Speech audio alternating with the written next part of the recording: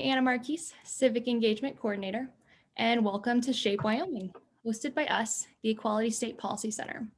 We're a nonpartisan, nonprofit organization working to improve the lives of all Wyoming's people through transparent government, fair elections, and thriving communities. Shape Wyoming is ESPC's grassroots lobbyist training designed to help people across Wyoming engage with our government and learn how to be effective citizen lobbyists. Traditionally, Shape is held in Cheyenne, but obviously things look a little different this year. So we'll be meeting here on Zoom every Monday from 5 to 6 for the next 8 weeks. Our last session will be on March 15th. When we work together, we can ensure transparent government, fair elections, and thriving communities. And that's never been more important than it is right now.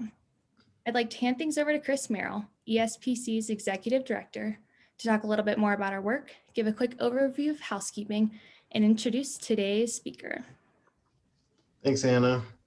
We had a lot of people register for this event. So we are doing the webinar feature on Zoom, but we're not going to show everybody because that would be a little unwieldy to have a little block for every single person in attendance. So the only people that are going to be visible are the three of us right here. So if you have a question and you're attending, you're watching, and you're tuning in, if you can just put it in the chat, I'll work hard to monitor the chat, and then make sure you choose all panelists and attendees if you mean for the question to be visible to other folks who are also tuning in. It's my pleasure to introduce Marcia Shanor, who is going to be leading the discussion today. And it's always fun to get a refresher, even for me, on this topic. But I'm going to introduce Marcia first. Marcia Shanor is the Executive Director of the Wyoming Trial Lawyers Association. She's been working in the nonprofit world for a little while, and she she has a lot of experience working with the Wyoming State Legislature. And she's also worked, not only on kind of the C3 advocacy side, but she's also worked on C4. That means she's worked for groups that don't try to influence elections. She's also worked for organizations that do try to influence elections, and has experience recruiting and supporting candidates and assisting with campaigns as well. She attended the University of Wyoming and has a BS and master's degree in microbiology, which is surprising. And she has taught in the past as well at Laramie County Community College.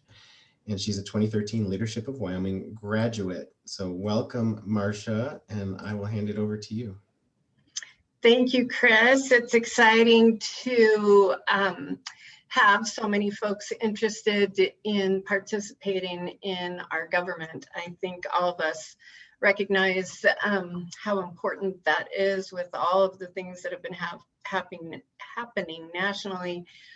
It's become, I think, very critical that we join together and let our elected representatives know our views and our perspectives and hear from us regularly. And remarkably, they want to hear from you. So I have a PowerPoint, so I'm going to share my screen, and I hope it is a flawless thing.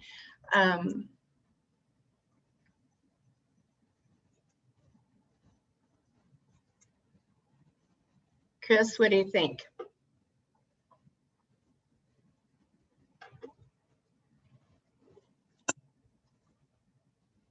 Looks good. Okay, sweet. Well, I have enjoyed presenting for SHAPE for a few years, and as Anna mentioned, this is our grassroots lobbyist training. If you come to all of these sessions, by the time you're finished, you will have a great understanding of how our government works, how to participate, and I invite you to be sure and participate. Anna has told you, whoops, of course, I'm not going to go forward like I thought. Let's see. Here we go. She has told you about the Equality State Policy Center. The Wyoming Trial Lawyers Association was a founding member of the Equality State Policy Center, and so we've been involved with this amazing organization since 1993. And it's a good organization to follow and to sign up for updates. Anna and Chris and the rest of the staff will be sure and keep you abreast of everything that's going on in the legislature and the issues that the ESPC is following.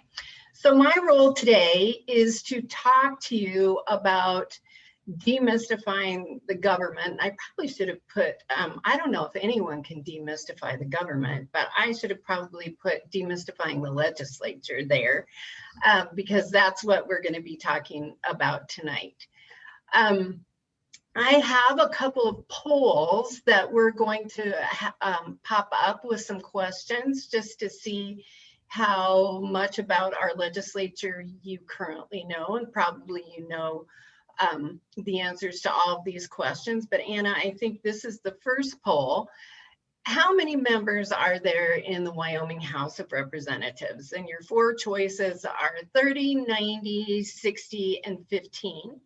And if you would just fill out the poll and let us know what you believe the number in our house to be, then we'll talk a little bit about that. It's cool to see the results come in real time. We are. It's very fun. I think it is scheduled to take about, well, will we end it whenever we're ready, Anna? Yeah. Or is it a minute? Oh, it's 30 seconds. Well, very good. You all, the majority of you are correct. There are 60 members in the Wyoming House of Representatives. Let's see. I think we have to take that poll down for me to move, Anna. So, 65% of you answered the question correctly.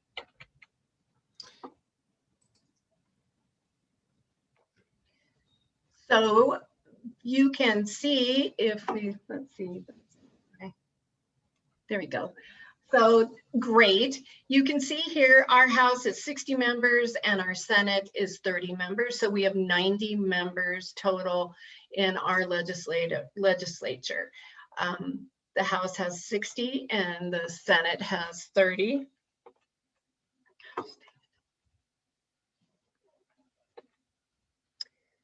So this is our second poll. Is that right, Anna? And so give us an idea of what you think the percentage of Wyoming's legislature is Republican. You can choose from 59%, 98%, 76%, and 88%. We got I think we have the wrong poll up. Or... I don't have that polling question.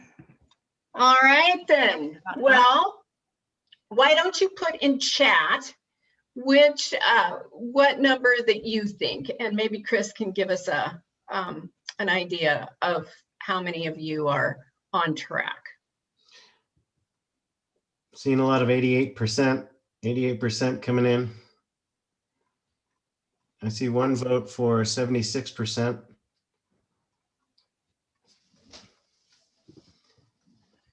All right, well, you 88%ers are correct. We have 88% of our legislature is Republican. In our House, we have 51 Republicans currently. We have 7 Democrats. We have 1 independent and 1 libertarian. So we have 9 members of our 60-member House who are not Republican. In our Senate, we have 28 Republicans and 2 Democrats. And so you can see by this, and you'll see as we get a little bit further into this presentation, just how we just distribute different points of view across our committee structure. So keep this slide in mind as we talk about our committees and as we talk about how the legislature works just a bit.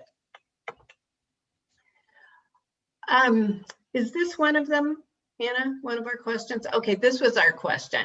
So on average, how many residents live in a Senate district? We have 9,000, 17,000, 2,000, and 25,000. Give us your thoughts on what an average Senate district is. They vary slightly because it's, you know, you can't absolutely have exactly the same, but we're pretty close.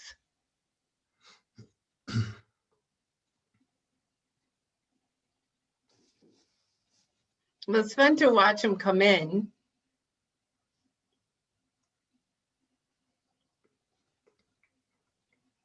Not everyone's voting. And that's fine. We can end the polling, and so the most common answer was 9,000, and the second most common answer was 17,000, and that is the correct answer, is 17,000.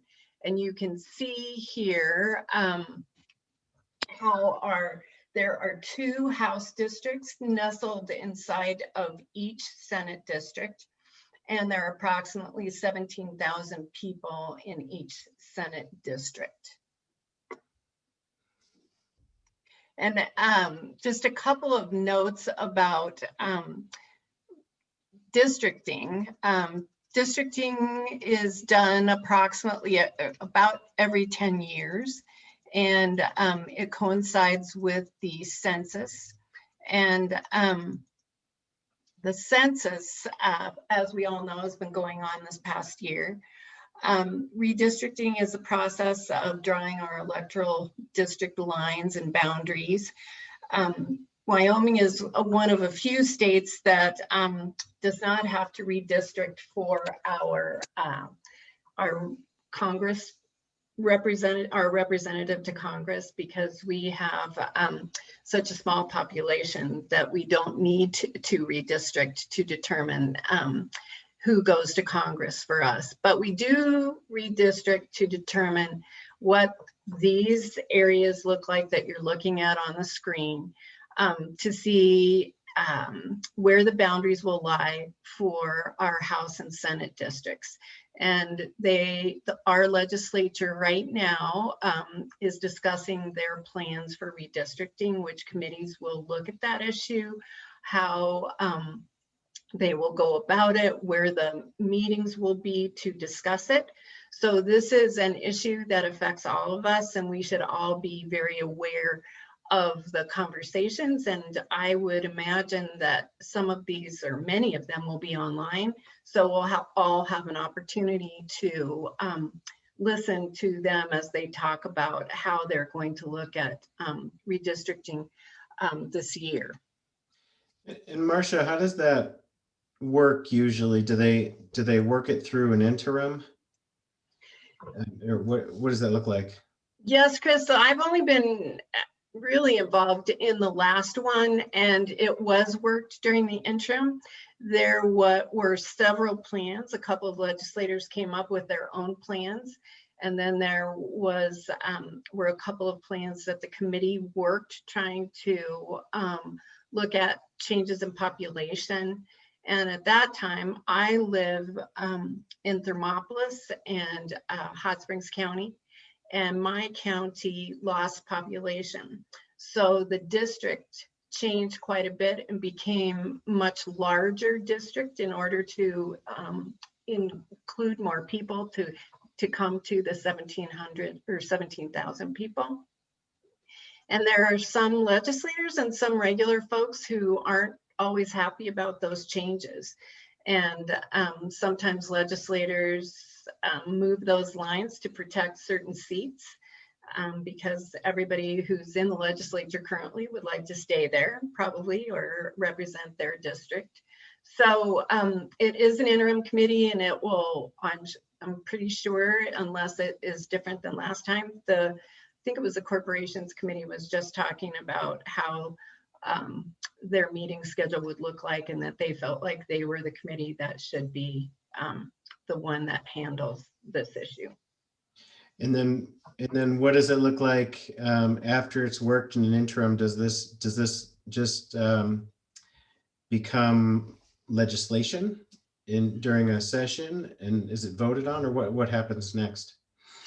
I hope that I am giving you the correct information, but as I recall from our last redistricting, it is legislation, and it goes before the House and Senate. And there was a lot of small tweaking that went on as it went through the process.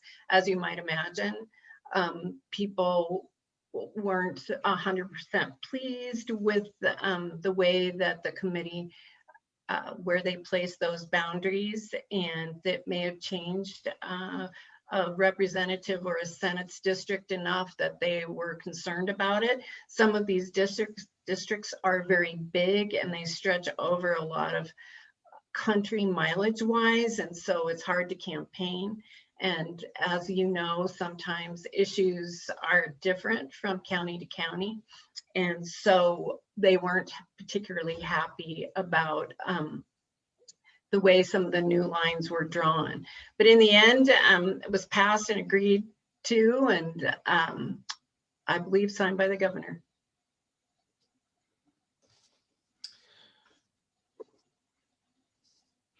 So we have a comment in the chat confirming, I think, what you were just saying, Marcia. Jen Simon says that last Monday, Management Council discussed having the Corporations Committee work redistricting again.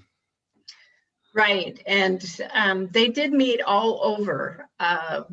Many meetings all through the interim, and I'm sure that based on our ability to meet in person, they will do the same. So I think it's important for all of us to keep track of our own districts and what our lines are going to be. I think Wyoming has lost population, and so I think these lines will change. And it will be interesting to see how the committee deals with them, those changes. And another comment in the chat from Julia, can ESPC come up with a plan? And I would say yes. Our plan is to come up with a plan, something proactive. We need to help, I think, shape the process as much as possible, and then also just watchdog the process too and keep people informed. I do think that is an important thing, and it is. I think it's hard for the members of these committees, and perhaps the legislature in total, to be totally neutral about these lines when they are drawing boundaries that may affect their own seats. And so it's important, I think, for all of us to pay attention. There were some innovative plans last time, and those were pretty much disregarded pretty quickly, but they were a little easier to follow on a map, a little more square in design, and those were pretty much not considered very seriously, and it was the Corporations Committee whose plan was the plan that ultimately became what was considered and what was tweaked along the way. Anybody else have questions? It's a big deal. It's about our representation, so we should pay close attention. So we have another comment. One thing that will need to be understood are the requirements around community, majority/minority, rural versus town, etc.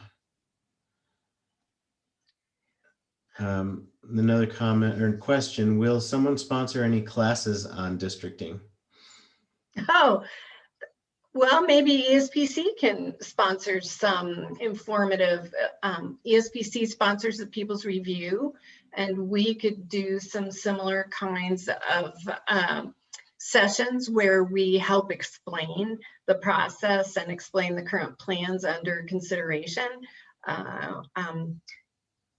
Yeah. I think that's something that we would like to do probably, and be involved with helping people understand. Yeah, I think that's going to be, and I know you're trying not to like speak for me. Speak for you, yes. But yeah, that's certainly a central role for ESPC, and so I think that will be part of what we offer, and it probably would be a combination of things. There'll be stuff you could read, online, and there will be discussions, live discussions, and that sort of thing, and email updates. And I think that it's because like you said, it's important.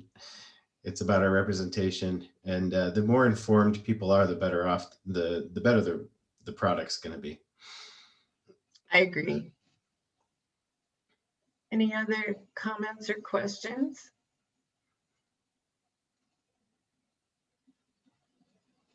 No? Oh, and sorry, there was an addition to the question, which is League of Women Voters might help arrange a hands-on class, and that's great. We do quite a lot of work with League of Women Voters. Our work overlaps and supports each other quite a lot, so they're always great to team up with. Right, that's great. And the other comment was, I think adding on to it's important, and the comment is, and it will affect us until the next census, which is true. Which is true. It pretty much gets to be the way things are for a good long time. And then we have a question: how many people in a House district? And I believe it's roughly half that 17,000 figure. Is that correct, Marcia? That's correct, and as close as they can make it. So it is about 8,500 people.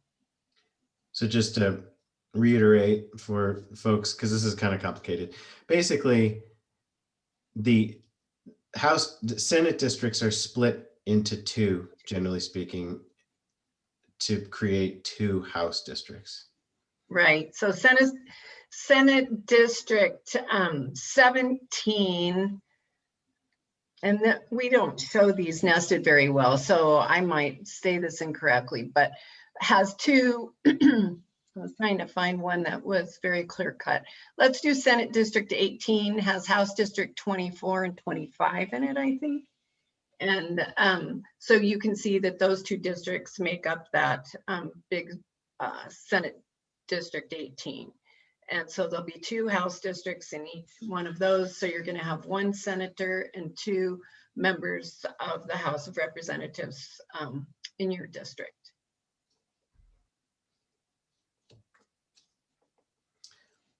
That's all the questions I see for now on this one. Okay. So let's just do a couple more questions really quickly. I can't remember whether we did we did polling. Who's the leader of the House of Representatives? Is it the House President, the Speaker of the House Minority Floor Leader, or the House Majority Whip? And you're all brilliant. It is the Speaker of the House. So very good.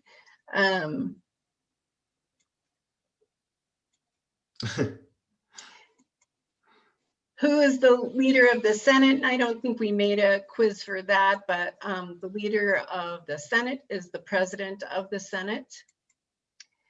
If this was a normal legislative session, did we do a quiz? We did one more, I think. Is this the last one, Anna, or did I do one more? Yeah, this is the last one I have. Okay, this is the last one. So if this was a normal session, how many days would this session be? Would it be 40 days, 90 days, or 20 days?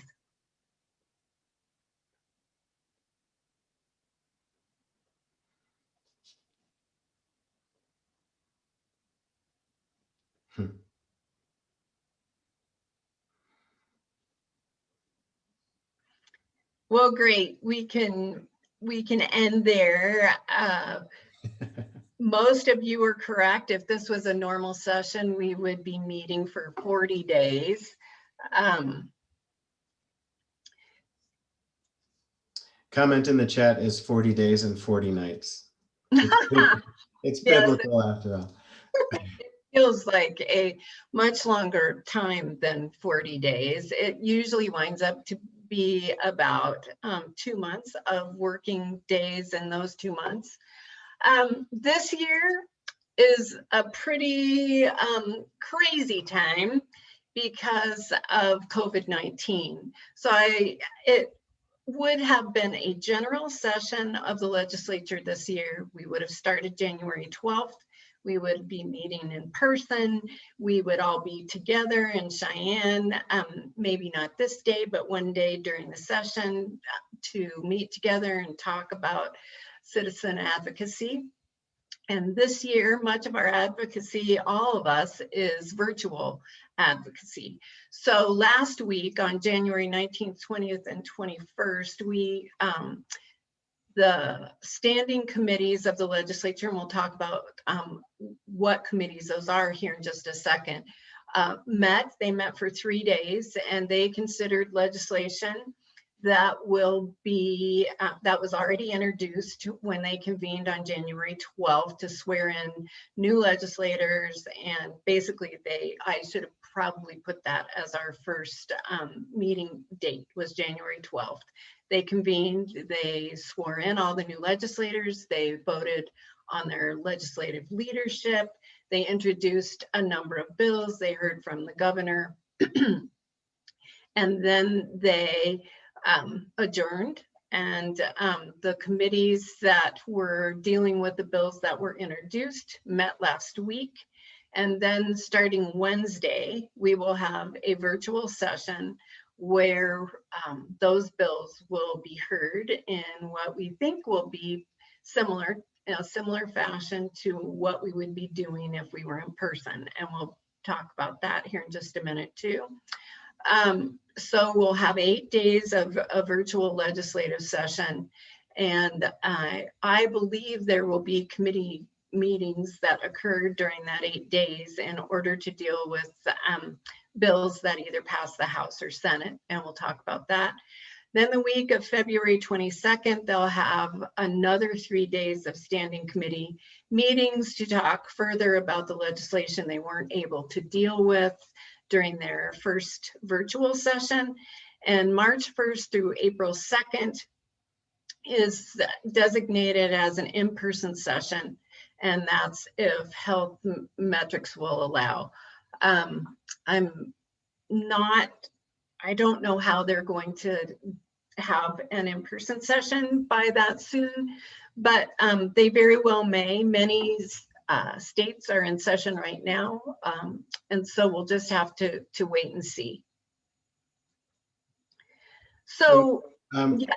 Real quick, Marcia, just there was a question in the chat about the 40-day session for a general session, and then next year would be 20. Right. And so I'll just explain, I guess, that, oh, you see, yes. So the Constitution says that the legislature can meet for no more than 60 days over a 2-year period.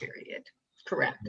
And so the way the legislature has dealt with that traditionally is you'll have a 40-day session, that's the quote unquote general session, and then the 20-day session that'll be a budget session, because Wyoming does a biennial budget, so we budget for 2 years at a time. And so the 20-day shorter session is dedicated to the budget, and then the 40-day bigger session is a general session where you can introduce all sorts of legislation with fewer restrictions. Does that, you cover that well enough, Marcia, or? Right, and I think that they have been talking about, the legislature, for a while, about changing that up too, and perhaps meeting 30 days a year and not having a specific budget session, since they deal with so many budget sessions during a general session anyway. So we'll see how they do that. They can manipulate their days some, like you're seeing that they're doing. They're They can save days in case they might need them for a special session. But they only have, as you said, 60 days over a 2-year period. And this would have been the general session, and then next year would be a budget session. And the budget session, as you mentioned, is 20 days. And I guess the other thing I'll throw in there is what this looks like in practice is, since the limitation in the Constitution is days, they just end up making the days as long as possible, generally speaking. So, you know, just to get through all the legislation that's introduced, you know, when the Wyoming State Legislature is in session, basically committee meetings start 7:30 in the morning, 8 in the morning, and then they're working till late at night, oftentimes, most nights. And so they're just extremely long days. Yeah, go ahead. They are, you'll see here as we start talking about how a bill becomes law, that everything is very fast in our legislature. Legislatures who meet for 6 months, or some states have year-round legislative sessions. Things can take a number of days and weeks to be discussed and to pass. And in Wyoming, if you only have a 40-day session or a 20-day session, all of this legislation is going to move very fast. And so it requires all of us to pay close attention, which is hard to do if you're working every day and have children or other obligations that don't allow you to pay close attention, because in a matter of almost a week, a bill can almost be ready to go to the governor. Do you want to add anything else, Chris? Nope. Okay. Well, I wanted to spend a little bit of time and just talk about the process that a bill follows to become a law. And it's an interesting process. And as I just mentioned, picture this in a matter of a very short amount of time. The way a bill begins, or the way legislation begins, is that someone has an idea, and that someone can be you, or it could be me, or it could be a legislator. And that idea, if it's not a legislature, if it's me, I am going to go and take my idea to either my legislator who is representing me in my district, or if I know another legislator someplace else and have a better relationship with them, I might go to them. And that legislator, if he agrees that the issue is important enough or has a possibility of making a positive difference, will take your idea or their own idea, and they will take it to the Legislative Services Office and have it drafted in bill form. And once it's officially drafted and approved by the sponsor, it's placed in a bill jacket. And I'm not certain that bill jackets, I probably should have checked this out for you, but bill jackets used to be physical jackets that were passed around to people. They were, I believe they were green. I think right now bill jackets can take an email form. And once, if I've asked my legislator, I live in Thermopolis, and so my representative is Representative Winter. And if I took my idea to Representative Winter, and he agreed that it was a positive bill, then he would have it drafted, and it would be a House bill because it would be beginning in the House. And he would send it around to members of the House and members of the Senate and see if he could interest several other legislators in both bodies to sign on to the bill or to help to serve as co-sponsors of the bill. If I contacted my senator, I have a new senator, Senator Cooper, And I could have gone to him with the same idea. And if I did and he thought it was a good idea, it would have been a Senate file. And he would have done the same sort of thing as Representative Winter, or either one of them probably would have asked the other if maybe they would help co-sponsor it. So this, they also noted on the bill, if there's a fiscal note, like if it costs money, that has to be indicated on the bill during its drafting. So the Legislative Service Office drafts it, and it's either going to be a Senate file or a House bill. In a 40-day general session, any bill can be introduced. And during a regular session and some general sessions, we've had, I don't know, close to 600, over 600 bills that have been filed for consideration. That doesn't mean that they'll all be introduced and sent to a committee, but it does mean that we have a lot of bills, and so it's hard to keep up with those. In a 20-day session, all bills that don't deal with the budget have to be introduced and approved by they have to get a 2/3 vote for introduction to be considered. So even before they go to a committee, if they aren't a budget bill, 2/3 of the legislative body, whichever one, the House or the Senate, has to approve it so that it can move further. So it's harder, or it's supposed to be harder, for non-budget bills to be considered during the 20-day budget session. But this is our general session this year. There are not too many bills on the legislative website like there would be if this was an in-person session, but there are a number of them. I also should mention that all revenue bills have to begin in the House. So all revenue generating bills will be House bills. So after introduction, and that basically is just a reading in of the bill, the Speaker of the House or the President of the Senate will assign the bill, whatever that bill is. And this is a easy one, and it's always a silly one, which I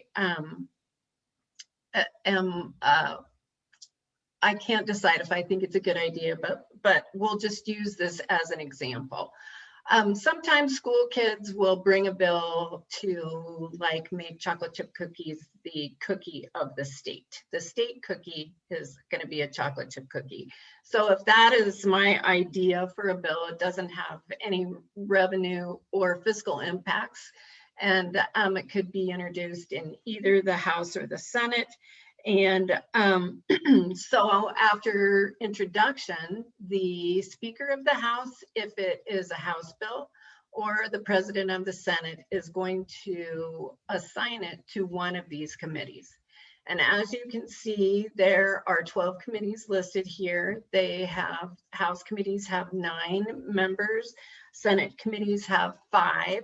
And this is a place where consider the makeup of your legislature. When you consider a 30-member Senate has 28 Republicans and 2 Democrats, the distribution of different viewpoints is not going to be across the board because you only have 2 Democrats. Usually they serve on 2 committees each senator or House member. And so you're going to have several Senate committees that don't have any Democratic representation.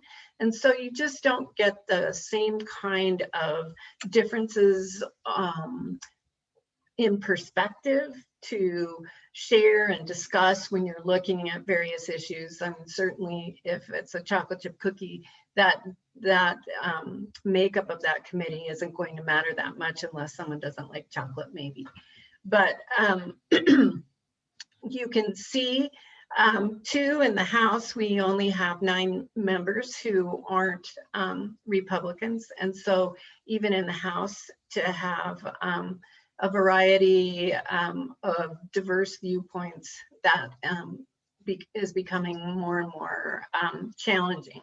So The House, Speaker of the House or the President of the Senate will assign your bill to the appropriate committee. Most all the times, and I think lately, bills go to appropriate committees. Bills that deal with education go to education. Bills that deal with minerals or, you know, economic development seem to go there. Sometimes in the past, that hasn't always been the case. But so your bill goes to committee. It's introduced, it goes to committee, and the committees meet. They discuss your bill, maybe. The committee chairs have complete discretion, though, about what happens to the bill once it gets to their committee. Sometimes, if they really don't like it or don't think that there's time to deal with it, they just won't hear it. But normally, a committee meeting is scheduled to hear the bill. And during this committee meeting on either side, the bill can be amended or changed. And so if we take our chocolate chip cookie and we're in the House Travel, Wildlife, and Recreation Committee, and they think oatmeal should be in the chocolate chip cookie, they can amend the bill to make oatmeal chocolate chip the cookie that they are most interested in seeing.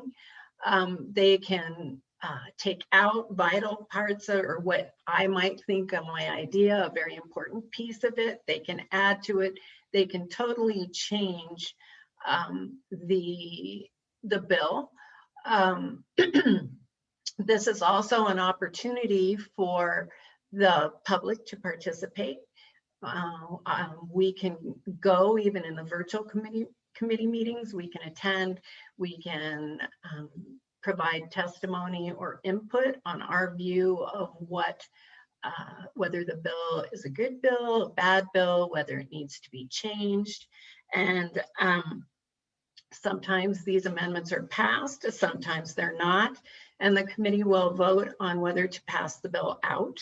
And so this is one of the first places, although if your bill may not even be introduced. I've had bills that never even got assigned to a committee, they just were never heard. So there's so many places where a bill cannot move forward. So the first place is where it isn't introduced and assigned to a committee, it just hangs out. The second is if the committee doesn't like it, the committee can vote not to pass it out, and the bill is essentially dead for that session, or they can amend it and pass it out, or they can pass it out as it came in. Does anybody have questions about the committee process? I didn't mention that my representatives, like if this was in the Senate committee, Senator Cooper would explain his bill to the committee, and they would ask him questions, and then there would be public comment, and then they would work the bill and decide on whether they were going to move it forward, amend it, or kill it. Yeah, so we do have some questions in the chat, Marcia. The one question is, can the public see these draft bills and who wrote them? Yes, the public can see those draft bills, and I should have, and I could unshare my PowerPoint and send you to the legislative website. Do you think that would be helpful, Chris, or should I just talk about the legislative website? What we could do is we could ask Anna maybe if she can grab that link and drop it in the chat while you talk. Right, that would be great. So we are exceptionally lucky to have a website where we can go and see all the action that happens with a bill. If you go to the legislative website and then scroll to the bottom on the right-hand side, I think it says 2021 bills at the bottom. And you can click on that, and all of the bills that have been filed so far will be listed there for you. And you can click, it shows the sponsor of them. And if you click on them, you can read the bill You can see who the co-sponsors are. You can also, there is a tab that says Digest. And if you click on Digest, you can see all of the activity that has gone on with the bill. It will tell you that it was introduced this date, assigned to committee this date, went to committee this date. Sometimes, it's disappointing to me, it isn't clear whether things passed a committee. So we had a bill in the Travel, Wildlife, and Recreation Committee, and if you looked at the digest after the committee met and passed the bill, the digest just said that it was in the Travel, Wildlife, and Rec Committee. So sometimes they don't indicate the outcome in the committee. So can I yes. Can I chime in that? Because we've had a lot of questions ESPC has about this, especially after last week, because there was things that happened in committee last week. Right. And they're not in the digest yet. And so I spoke with the Legislative Services Office staff, and this is the reason. So whatever happens in the committee has to be officially read in on the floor of either the House or the Senate.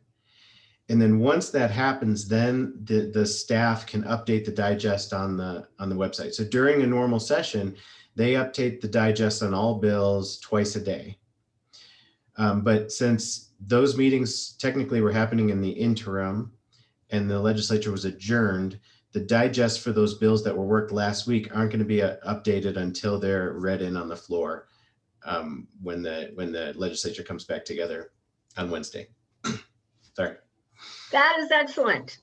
And I will still say that sometimes it's not clear, even on the digest, whether it passed the committee, even during a special set or a regular session, until you see that it's like on general file.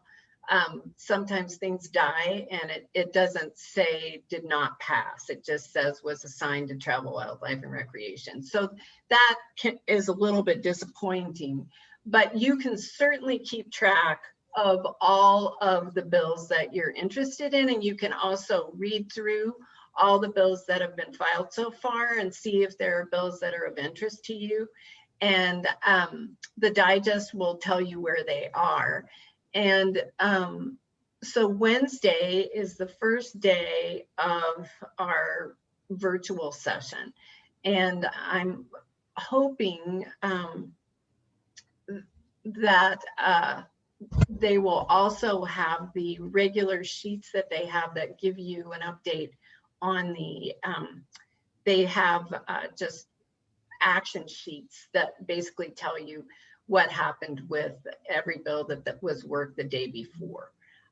Do you know, Chris, will they have those this year? No, you're going to have to get the information in the digest of the bills, as I understand it. And you're going to get the information on the calendar for the day and the bills that are on the list for the day for the House or the Senate. In the calendar section on the website that Marcia was talking about there. You have to go to the calendars and then you go to the day and then it'll show the House calendar and the Senate. And there'll also be committee meetings, possibly. I don't know how it's going to work. Lots of questions though. You mind if I throw a couple more at you? No. So one is, I heard the bills are being expedited during this session with second and third readings the same day. This is a big concern with the rules of this virtual session. And then later someone asked the question, what's a reading? And which I think you'll get to later. But do you want to talk about that question or concern about bills being expedited? Are they going to be expedited? I don't believe so. I was going to say I don't believe so either. And you know, they can change the rules even during a regular session to allow for second and third readings to occur on the same day. I think last year there were a couple of times when they changed the rules to give people I was at towards the end of the session as I'm remembering, but I hope they will not expedite things this year. They don't have a lot of bills, I think, to work during these 8 days.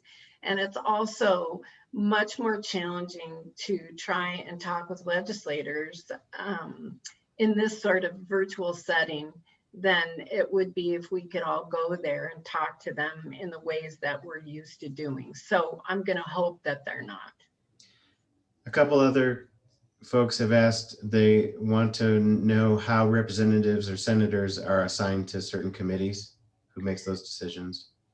The Speaker of the House and the President of the Senate are the people who make those decisions. Now, they can probably talk to the leadership in each house about that. Also, the members of the House and Senate are given, I believe, a form where they request where they would like to serve. And then the Speaker of the House and the President of the Senate will make the final decision on where each member serves. Okay, time check. We have 10 more minutes. So. Okay, we better boogie a little bit. Okay, so you come out of, let's say you come out of committee, and then let's also say that we're in the House right now.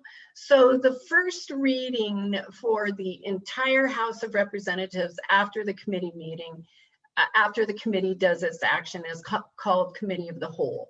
And so the whole House votes, listens to a very brief reading of the bill.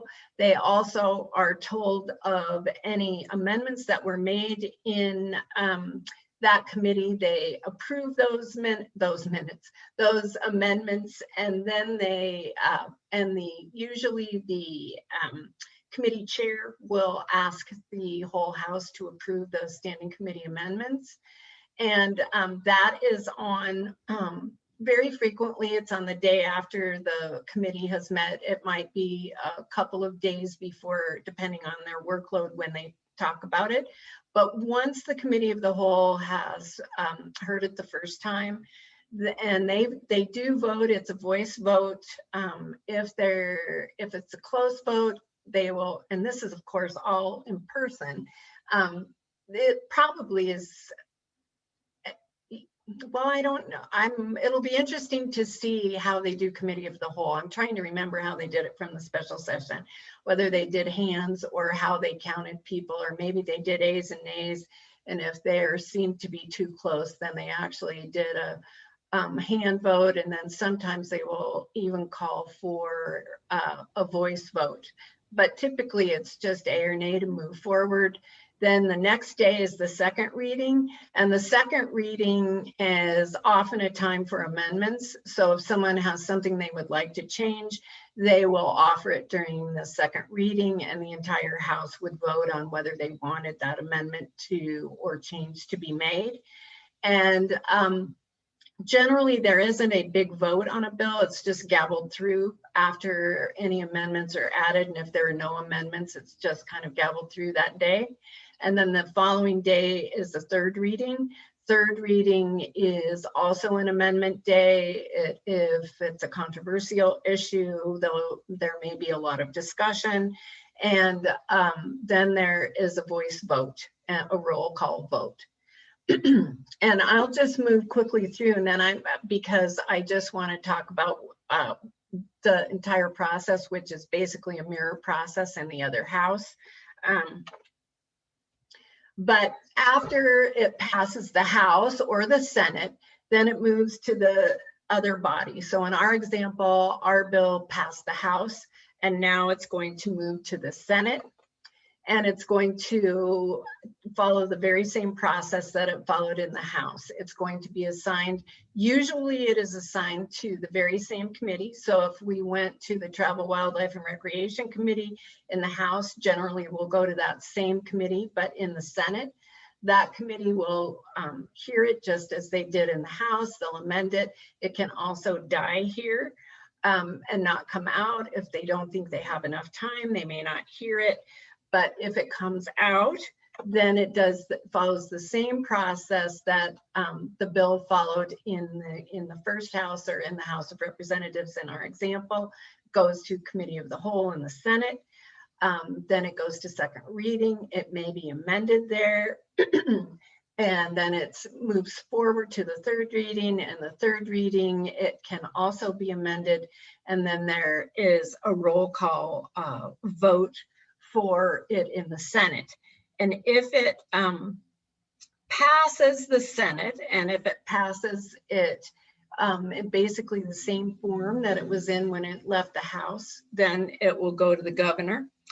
But if it's a lot different, then if the Senate does, like, say the Senate made this cookie ginger cookie, or some other very different, it's a very different piece of legislation than what left the House. Then it will be sent back to the House for the House to concur with the amendments that the Senate made. If the House does not concur, then a conference committee is appointed. And it's a conference committee is 3 members from the House, from each House, the Senate and the House of Representatives. The Speaker and the President are the people who appoint those people. And they include 2 members who voted for the bill and 1 who did not. So from each body, you have people who supported it and people who don't. The first conference committee meets and they try to work out their differences. They can't make a lot of big changes. Hopefully they'll come up with something that they each agree to. They take that report and they take it back to their house, and they either vote to concur or they vote not to concur. And if they can't agree, it can go to a second conference committee.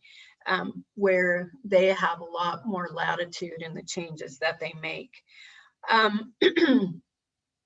So once you have a bill that has passed the House, passed the Senate, has been dealt with in conference committee, and both houses agree on what the final version looks like, then it goes on to the governor.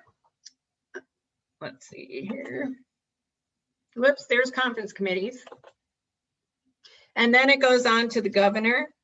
And the governor, when the legislature is meeting, the governor has only 3 days, not counting Sundays, to sign, veto, or allow a bill to become law without his signature. After the legislature adjourns, he has 15 days to act on remaining bills. So the legislature can overturn a veto by a 2/3 vote. That doesn't happen very often. But let's see what else. I'm looking at my notes here. I also didn't mention when I answered the question about committees, but the majority party is the party that basically runs both houses. So the Republicans are the people who are going to vote for the Speaker of the House, and they are the leadership that's going to determine who serves on the committees. And we have one more entity within the legislature, that is the Management Council. And the Management Council assigns topics that the committees work on when the legislature isn't in session. And so committees do meet during the interim when the legislature isn't in session, and then those committees come back and are considered when the legislature meets. And that was a very quick run through the process. Thanks, Marcia. And as we noted in the chat, there's more resources. We'll be following up with resources for people who attended. There's a couple links in the chat. There's the ESPC has a how a bill becomes a law document, for example, that you can check out. A little shout out to Gail Simmons. She has a PowerPoint on civics307.com, and she shared the link where you can find that file. as well. It has a a process map for the flow of bills through the whole process as well. Oh, good. Yeah. So there will be more resources coming your way soon. So in the last minute here, did you have any final thoughts, Marcia, before we? I do have final thoughts. Just quickly, you can see how many places along the process that we have the opportunity to influence the outcome of legislation. And I think that it is really important that legislators hear from us, especially people like you all who are here with us tonight, who I'm a paid lobbyist, and they do appreciate hearing from me. Not all of them, but most of them. But they really appreciate hearing from their constituents, and they want to know what you think and what's important to you. And you have a huge amount of influence. And as you saw through each one of these steps, you can prevent legislation from moving forward, you can change it dramatically, and you can influence how what our laws look like in the state. And I think it's imperative that we follow what these folks are doing. We have a lot of new legislators this year, and they have very few staff who can help them. And so they need all of us to share information, to tell them what we think and how the bills they are talking about are going to influence our lives on the ground. So get involved. There is my contact information. If I could ever help anyone or answer a question, I'm happy to do that. I've been in the legislature for a very long time, and as you can see, sometimes you still have a question about how things are going to go, especially in times like this year. So we all have a great opportunity, and we have a huge opportunity because it's virtual this year. We can watch, we can email, we can call, and let them know what we think. Great. And this is just the first session. So we will have many more opportunities to go more in depth on dealing with the legislature. And with that, I will hand it over to Anna to close us out. Thank you, Marcia. Supporting Shape Wyoming. The Equality State Policy Center is a 501c3 nonpartisan nonprofit organization. We rely on charitable gifts to fund all of our work. This free event is made possible thanks to our generous donors. Donations can be made on the web at equalitystate.org or by mailing a check to 419 South Fish Street, Laramie, Wyoming 82070. If you'd like to help sponsor the series, let us know. If you'd like to sign up for the newsletter, action alerts, or make a donation, use the web address in the chat. And thanks so much for joining us. We'll see you next Monday for the next SHAPE session, where we'll be covering Public Narrative and Lobbying 101 with ESPC board member and civic engagement manager for the Jackson Hole Conservation Alliance, Tisa Jahangiri, and Dr. Kristen Gunther, ESPC vice chair and program director for the Wyoming Outdoor Council. Thanks and have a great night. Thanks.